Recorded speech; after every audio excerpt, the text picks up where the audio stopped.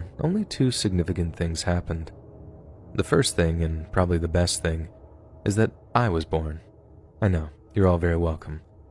But the second, and perhaps the worst thing that ever happened in our town, was when Kevin Myer set his garage on fire. Or rather, maybe what Kevin did constituted the worst thing that never happened to our town, and if that doesn't make any sense, bear with me. All will become clear over the course of the next few paragraphs. So it was a Sunday night, and I was in my freshman year of high school at the time, so still at that age when me and my friends would go out on our bikes for an evening. You know, good old wholesome fun. We're just riding around when we see another kid from our class riding down the street at top speed. We stop to say hey, and in between panting breaths, the kid's like, "Oh my god, guys, the Myers garage is on fire, come look." We then hurtled down the street at full speed, following the kid from our class until we're faced with this raging inferno that used to be the Myers family garage. Only, right as we get there, we're immediately told to keep back by the cops and firefighters on scene. We thought we were already at a safe distance, so we're kind of confused but did as we're told. Only then we start hearing all these pops and bangs coming from the garage, and the firefighters trying to put the flames out suddenly ran for cover. I had no idea what was causing the little bangs, but if it was scaring the cops and the firefighters, then I figured I should have been scared of it too. I actually thought the Myer house was about to explode or something, and so did my buddies, so we had no problem getting out of there quick, riding home and telling our parents about it. The next morning at school, all the kids were talking about the fire, mainly because Kevin Myer hadn't showed up to any of his classes. Some kids were spreading rumors saying they'd seen the paramedics loading him up onto an ambulance, and he was so badly burned that he was just a smoldering husk. Others said that he and his parents had gone to live with relatives since the fire had made their house basically unlivable, which is the story I believe because I figured there'd be actual confirmation if anyone had died. But then the next morning, there was confirmation. News reports said that firefighters had recovered one body from the burned-out garage, while the surviving family members were staying with relatives and had asked the media to give them some space. So, on that Tuesday, we knew someone had died, but we had no idea exactly who. The Myers had 3 generations living in that house, and Kevin was one of 4 kids. A bunch more rumors began swirling, and it was only the following day when our high school principal called us all in for a special assembly that we actually got any concrete answers.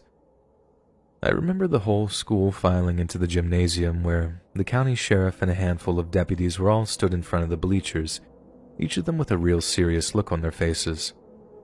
Once we were all seated, the principal opened up by saying that the county sheriff had something important to talk to us about, and as he stepped forward and took his hat off, I swear you could have heard a pin drop. We knew it was going to be something about the Myer family, but exactly what it was, I'd swear I'd never have guessed in a million years.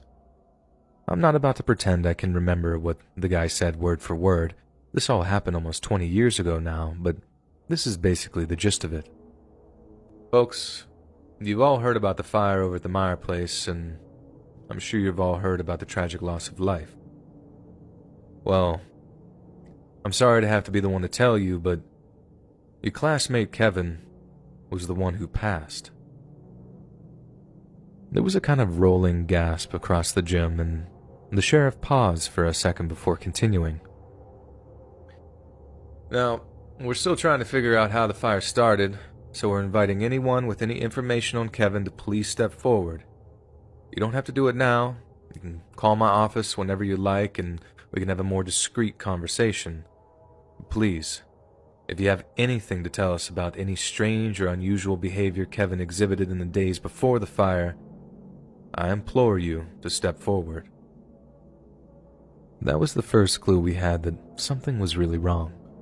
I guess they wanted to handle the whole thing with kid gloves, and I can totally understand why they might want to shield us from what they already knew. The initial reaction was one of total shock and grief. Kids were horrified that one of their own had died in such a horrible way. But if the cops had told us what they'd really found in there, I don't think people would have been nearly as sad. More like angry. It took 2 more days for the truth to come out, and by that time, the town had decided to defer responsibility to our parents. There was a town meeting, I remember that, because my parents asked me to do my chores before they returned, and all they did was play Perfect Dark for like 2 hours. When they got home, I thought they'd be mad that I hadn't even put a dent into any of the stuff I had to do, but they weren't mad. They had these weird but sad, but intense looks on their faces, exactly the same ones they had when my grandpa died suddenly. They sit me down in the TV room and ask how well I knew Kevin. I tell them not much, that I had Spanish class with him, but that we never talked. They then start asking me a bunch of other questions, if Kevin ever got mad at me, if I liked him, stuff like that.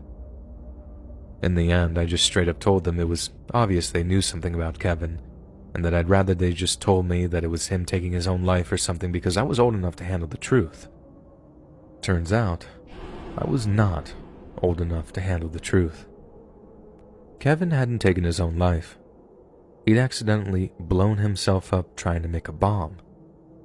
Apparently, he wanted to test his method out by making a test model. But as he was putting it together, he somehow detonated the thing and made it enough of a bang to kill him before setting his garage on fire. At first, it'd look like he might have just been a firebug, like a pyromaniac, and he was just screwing around with an accelerant or something. That's why it took a few days for the cops to be sure of what happened. They had to go over the burned-out garage and go through Kevin's stuff to try and work out why he did it. The cops then found a journal Kevin had been keeping, one where he'd basically laid out his plan to build a bomb, then put it under the church one Sunday morning while it was full of families. The cops wouldn't say exactly what the rest of the journal consisted of, only that it made for highly disturbing reading, and that there were several references to the Columbine massacre of the year before. Mom was crying by the end of the talk, and Dad was the most shaken up I'd ever seen him. That kid wanted to kill almost the entire town, and let me tell you, if he'd hit the church around the upcoming Veterans Day service, he'd have killed like 90% of the people in our town, all in one fiery blast. And the most I ever got for an explanation was just, the kid wanted to hurt people, or he wasn't right. No one really bullied the kid or gave him a hard time, he was just crazy, I guess. But I also thank God that he wasn't smarter and that he didn't put a little more research in or take a little more care, because if he had, he might have wiped our entire town right off the map.